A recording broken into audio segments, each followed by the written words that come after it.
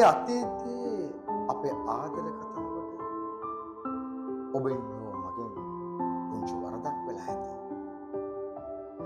ඒ නිසාවෙනි මේ ආත්මය ඔබ මට පේන දුරින් ඉඳ ඔබ මගේ නොවී සිටින්නේ. ඉඩක් ලැබුණොත් ආයේ දවසක පුරුදු තැනකදී හමු වෙමු. සිතින් විතරක් වැළඳගෙන අපි මතකයකම තනි වෙමු.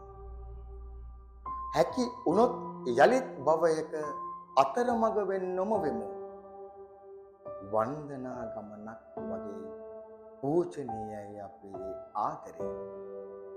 සමහරක් රැට මං හිත හදාගත්තේ ලස්සන මල් පිපුණේ ලං වෙන්න බැරි දුරින් බව දන්නා නිසාවෙනි. සංසාරේ මේ භවය විතරක් නොවන නිසා ඊළඟ ආත්ම භවයේදී අපි වේලාසනෙන් හමු වෙමු. මං හරි ආදරෙන් බලාගෙන ඉන්නවා ඔයා මගේ වෙනකන්. තාම මං ආදරේ ඒ අතීතයට අපි. සජිත් වී චතුරංග පද රචනා කළ නිත්‍යා දේවින්දි ගායනා කරන වචනයෙන් දෙකෙන් එහෙම. ඒ සින්දුව මට දැනෙච්ච විදියයි මං ඔබට ප්‍රකාශ කළේ. ඔබට එය වෙනත් අරුතකින් හැඟෙනවා නම් පහලින් කමෙන්ට් කරන්න.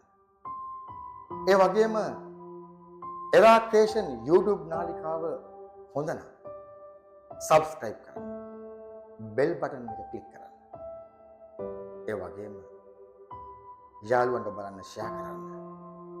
Copy with Thetaයෙන් එරා ක්‍රියේෂන්. ආයි දවසක අලුත් සින්දුවක මට හැඟෙන අරුත ඔබ සමග සාකච්ඡා කරන්නට Copy with Thetaයෙන් එරා ක්‍රියේෂන්.